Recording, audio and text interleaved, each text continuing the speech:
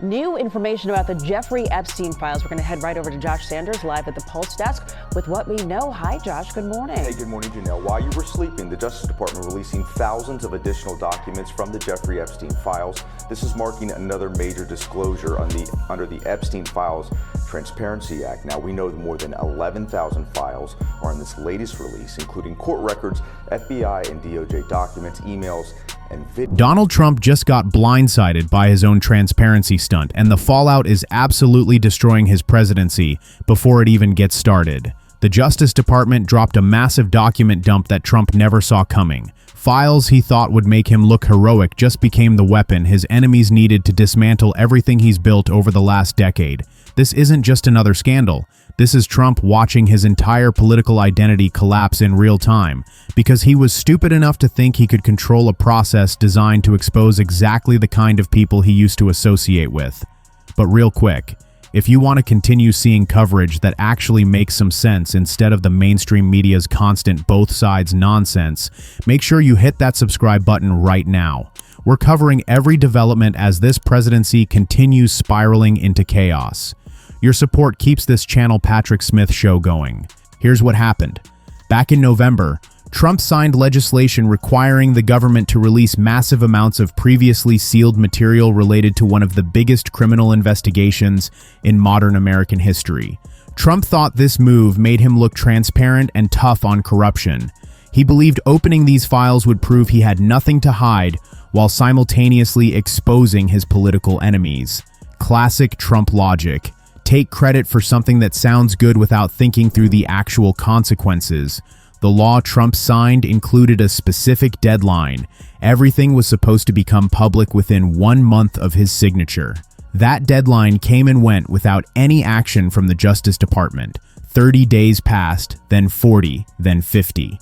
Radio silence from DOJ, while Trump probably assumed they were just dragging their feet on something he'd already forgotten about because the man has the attention span of a caffeinated toddler. Then suddenly, on January 19th, exactly 1 day before a critical legal threshold that would have opened Trump's own records to public scrutiny, the Justice Department released over 11,000 documents, court filings, internal investigation notes, email correspondence, video evidence, all of it officially stamped and verified by the federal government.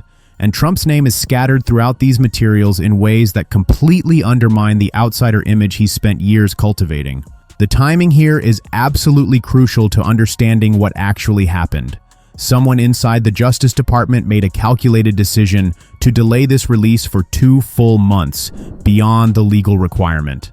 They waited specifically until the day before Trump's presidential records would become accessible through Freedom of Information requests. That's not bureaucratic incompetence. That's strategic warfare being waged by people inside Trump's own government who apparently decided destroying his credibility mattered more than following the timeline their boss established. Think about the level of coordination required to pull this off. Multiple people across different departments had to agree on this approach. Lawyers had to sign off. Communications teams had to prepare.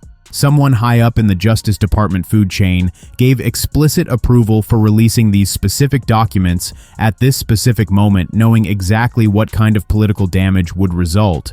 This wasn't some low-level clerk making unauthorized decisions. This came from people with authority who chose to weaponize Trump's own transparency initiative against him. The documents themselves reveal connections Trump spent years trying to downplay or dismiss entirely. Flight manifests showing associations with people Trump later claimed he barely knew. Prosecutor notes flagging concerns about events held at properties Trump controls. Internal communications between federal agents discussing potential vulnerabilities related to Trump's business operations and social circles during a critical period in the early 2000s. None of this information is technically new to people who've followed these stories closely over the years. Investigative journalists have reported on these connections before.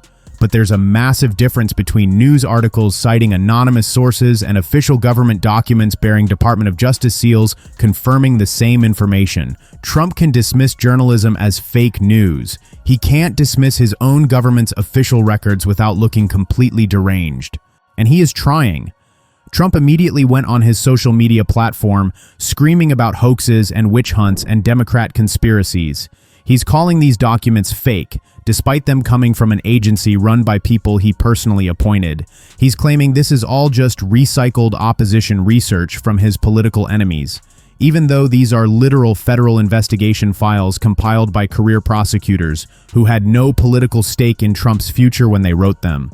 The problem Trump faces is credibility. When you spend years telling people that government institutions are corrupt and can't be trusted, then those same institutions release damaging information about you from their official archives. Which story are people supposed to believe? Either the documents are real and Trump has been lying about his past associations, or the entire Justice Department is fabricating evidence against their own president.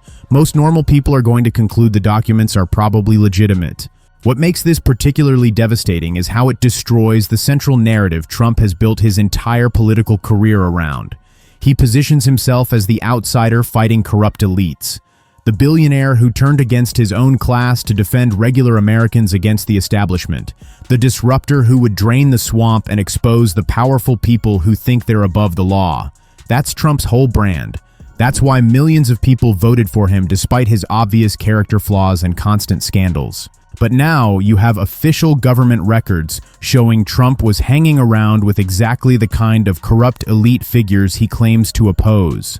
Records showing he attended the same parties, moved in the same social circles, did business with people who later got exposed as some of the worst criminals imaginable.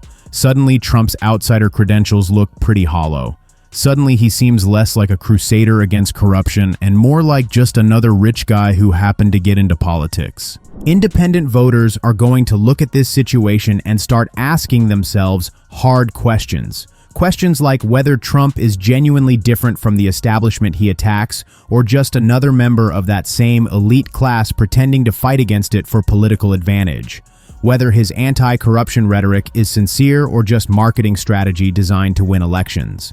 Whether supporting Trump actually represents real change or just a different flavor of the same old corruption. Those doubts are poison for Trump's political coalition. He needs people believing he's authentically fighting for them against powerful interests. The moment voters start thinking Trump is part of those powerful interests himself, his entire appeal collapses. You can already see this happening in early polling data, showing Trump's support among independents getting softer. People who gave him the benefit of the doubt in previous elections are reconsidering that position as more information emerges about his past. Meanwhile, Trump's political opponents are having a field day with this material. Every congressional hearing will now include questions about these documents. Every news interview will force Trump surrogates to defend connections they'd rather not discuss. Every campaign ad from here until the midterm elections will feature government seals and official stamps authenticating information damaging to Trump's reputation. This creates a nightmare scenario for any president trying to accomplish an ambitious agenda. You need political capital to pass legislation. You need public goodwill to withstand opposition. You need momentum to drive your priorities through a skeptical bureaucracy. Trump has none of that right now because instead of discussing policy achievements, everyone's talking about decades-old social connections and what federal prosecutors thought about them at the time. The distraction factor alone is catastrophic. Trump wants Americans focused on his immigration enforcement operations and trade policies and economic initiatives. He wants credit for things his administration is doing right now in the present. Instead, the news cycle is completely dominated by historical investigations and past associations and questions about Trump's judgment 20 years ago. That's death for any political movement trying to maintain energy and enthusiasm. But the most dangerous consequence of this document release isn't even the immediate political damage. It's what this does to Trump's paranoia levels and his trust in the people around him. Trump already operates under the assumption that everyone in Washington is potentially working against him. He views government institutions as hostile territory filled with enemies trying to sabotage his presidency. This episode confirms every one of those suspicions in the most brutal way possible. Someone Trump appointed or someone working under people Trump appointed made the decision to release these documents in the most politically damaging way possible. That means Trump can't even trust his own Justice Department, can't rely on the people he personally selected to run federal law enforcement to act in his interests. If the DOJ will weaponize his own legislation against him, what else might they do? What other damaging information might get leaked or officially released at strategically chosen moments? This is going to make Trump even more obsessed with loyalty tests and purging anyone suspected of insufficient dedication to his agenda. He'll start demanding absolute obedience from appointees, firing people for the slightest perceived disloyalty, installing yes men in critical positions regardless of their actual qualifications. And when you run a government based on personal loyalty rather than competence, things fall apart fast. Dysfunction breeds more dysfunction. As Trump becomes more paranoid, his decision-making gets worse. As his decision-making deteriorates, more people within the administration start questioning whether they want to remain associated with this chaos. As people leave or get fired, institutional knowledge disappears, and basic governmental functions stop working properly. It's a death spiral that's incredibly difficult to escape once it starts. You can already see early warning signs of this pattern developing. Reports of Trump directing the FBI to investigate political opponents. Stories about purges of career officials who aren't sufficiently loyal. Accounts of decision-making processes bypassing normal channels in favor of whatever Trump decides based on his gut feelings or whoever talked to him most recently. These are symptoms of a presidency losing its grip on basic governance. And now Trump has learned that even signing legislation designed to make himself look good can backfire spectacularly if people inside government decide to use that legislation as a weapon. That's going to make him even more suspicious of everything. Every bill he considers signing, every executive order he contemplates issuing, every appointment he makes. Trump will be constantly wondering whether this decision might somehow get turned against him by enemies within his own administration. The psychological toll of operating under that level of constant suspicion is enormous. Most presidents have enough stress just dealing with normal political opposition and international crises and economic challenges. Now imagine adding paranoia about whether your own government is actively sabotaging you to that mix. It's not sustainable. Something has to break. Meanwhile, the broader political consequences keep spreading. Congressional Republicans are watching Trump's approval numbers decline and wondering how much damage association with him is going to cause their own re-election prospects. Donors are getting nervous about whether Trump can maintain the coalition that won him the presidency. Conservative media personalities are trying to figure out how to defend the indefensible without losing credibility with their audiences. This is exactly the kind of scandal that creates permission structures for Republicans to distance themselves from Trump. When defending him requires dismissing official government documents as fake, even the most loyal Trump supporters start questioning whether this is the hill they want to die on. Especially when midterm elections are approaching, an association with Trump could cost them their seats. The document release also opens up entirely new avenues for opposition research and investigative journalism. Reporters now have 11,000 pages of official government materials to comb through looking for additional damaging information. Congressional investigators have legitimate grounds to demand testimony about anything referenced in these files. State prosecutors might find leads worth pursuing in jurisdictions where Trump can't simply pardon his way out of trouble. In other words, this isn't just a one-time embarrassment that blows over after a few news cycles.